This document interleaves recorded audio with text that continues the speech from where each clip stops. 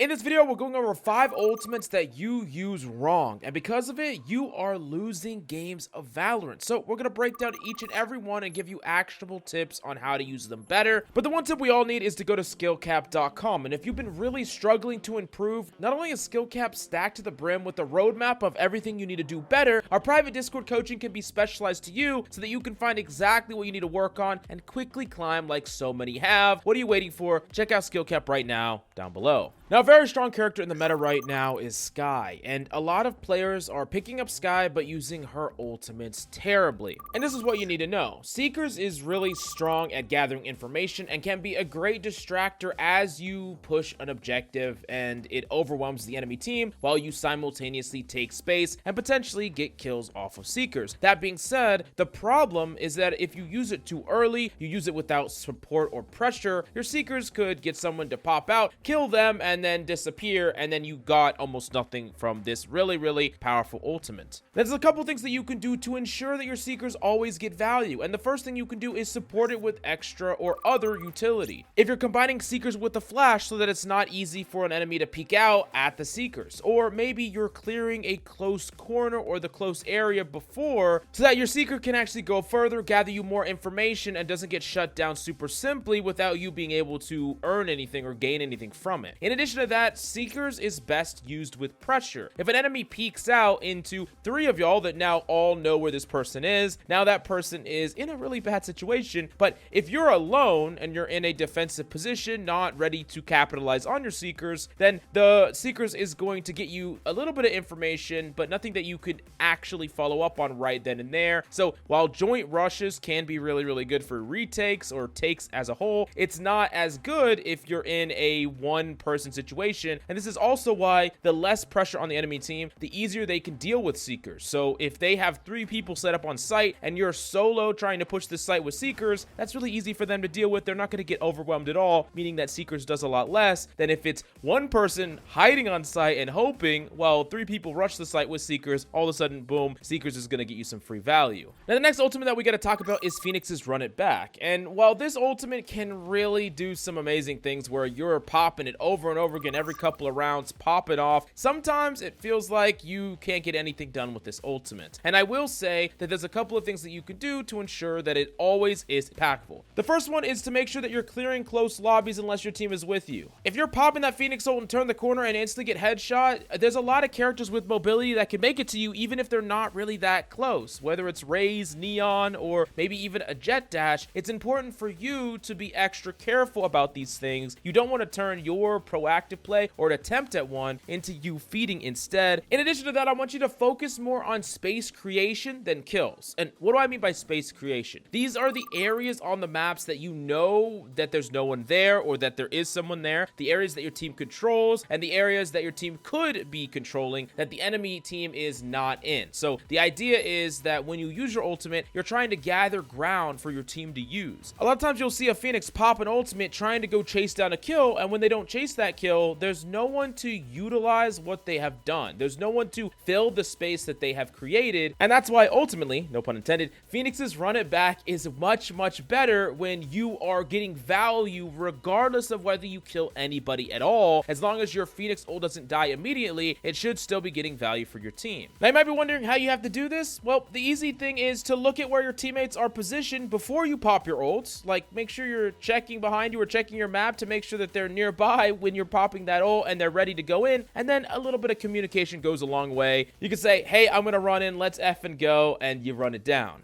Next up, we do got to talk about Omen, which Omen definitely is one of the most powerful agents right now, and I have suggested him in multiple tier lists, both for the low tier and the upper tier lists. But Omen's ultimate is something that a lot of people are still messing up, and it's super important to go for consistency here and not necessarily go for the flashiest play. Now, I do understand that teleporting in super aggressive is fun, right? But most of the time, you are not going to be able to do your job as a controller. You're not going to be able to help your team with paranoia, and you are going to get scouted and killed. Like, a vast majority of the time. But if you are gonna ult, I want you to combine it with pressure. I hope you're seeing a common theme here with the other ultimates, because let's say your team is hard rushing a C site on Haven or something, and out of nowhere, you're also ulting on that site to where enemies have to think about trying to deal with you, and even if you decide to cancel it because they're trying to deal with you, it's gonna add pressure to what your team is doing, and it makes it harder for them to handle. So you could decide, hey, I'm gonna stick, hey, I'm not gonna stick, but either way, you're getting value. And that's kind of the key to a lot of these ultimates, is just to try to do it in a way that either gets you consistent value or gets you value regardless of the result of the ultimate. Regardless of whether or not you teleport somewhere and then kill 3 people, or you cancel your teleport, you're still adding to the pressure and you're still potentially getting value. That being said, I would say that there's other ways to get more consistent value out of From the Shadows. The first one is just to teleport for the plant. If you are in a complex fight that happens where a lot of people are traded out, it's really important as Omen to try to keep your head on your shoulders and think about who's still left alive. If you know that there's only 2 people left alive and one of them used a bit of utility that you saw and you know that the other one's there, then you're clear to teleport to across the map, the other site, plant that spike down, and put yourself in a really strategic advantage going into them trying to replant with all your utility and your smokes that you can play around. Now let's move on to Sova's Hunter's Fury, which is a really powerful ultimate, and I think that there's some simple ways that you can use it to get a lot of value, and then some that take a little bit of predicting and they're a little more complex, but if you can master it, you can just hard carry. Now let's talk about the easy one first, which is just denying a defuse. This is super simple, where you're getting someone off the defuse, although you do have to make sure that you're actually threatening a double hit, because if they tank one, or if you put them in a situation where they can tank one, or they have multiple people where they can get it to half and swap off people, then they're not going to be threatened by your Hunter's Fury, and typically you're so far away that you're not going to be able to run up and deny it unless you have a lineup.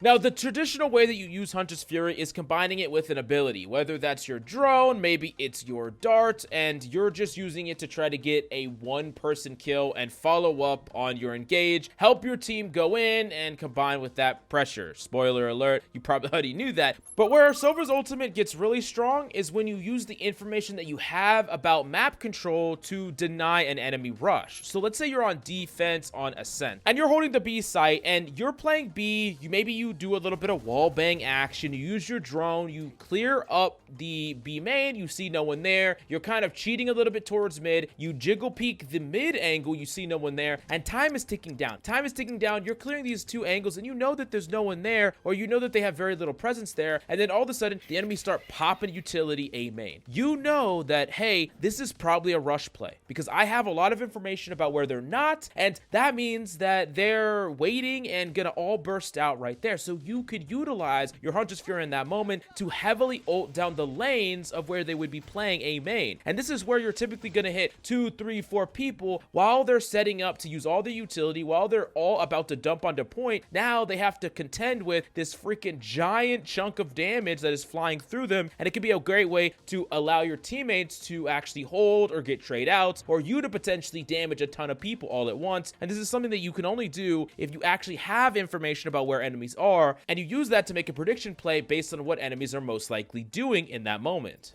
Now, last but certainly not least, and this is a really important one, and it's Neon's Overdrive, which I feel like a lot of people just pop and then just die. And the thing that you need to make sure that you're doing when you're popping Neon Overdrive is staying on the move. You are accurate whether you're sliding, whether you're running. So I know it's very strange to run and gun for most of you that actually like to aim and don't just lock the Spectre, but it's more important for you to be survivable than it is for you to necessarily be accurate. Now, of course, you're trying to hit heads and you're trying to be accurate, but if you are hard to hit, you're not going to get one tapped. And if you're trying to play super disciplined, your time to kill is less than a lot of these rifles. So you don't want to be really disciplinedly peeking angles and really taking strategic fights. You want to be running it down, and you want to make yourself as hard to hit as possible. Sometimes this means jumping angles, sometimes this means jumping and doing slide techs, and this kind of leads me into the other aspect of this, which is the movement of Neon. It's a really good idea for you to practice the movement techs on this character, and while it does get a fair bit complex, as a TLDR, if you jump and right as you land, you press your slide key, and any of the directions, you can go forward, back, left, right, and you can kind of pivot on a dime. You can also do it without jumping on the floor, but you have to get the timing right, and it takes a little bit of practice. We do have neon guides on our YouTube channel and on the SkillCapped website that you can check out, but it's really good to combine this diverse movement with overdrive because that's the whole point, making yourself hard to hit. And the last thing that I'll say is because overdrive gives you a slide back and gives you a full bar back of your sprint, if you need to rotate in a pinch, sometimes if you're greeting on the other site and the enemy team are rushing one site, you can sprint it all the way around, pop your ultimate, and then keep on sprinting so that you can start and apply more pressure from a different angle, and you can kind of get there very quickly as opposed to taking like 1,000 years to rotate, which is really, really important. But all in all, these are the 5 ultimates that I think you're using incorrectly. Let us know down below if there's any other ultimate you think people need to work on. Check out the SkillCapped website for all the tips, tricks, and guides that you could possibly need. Thank you so much for coming by. Hope you enjoyed the video, and I'll see you next time.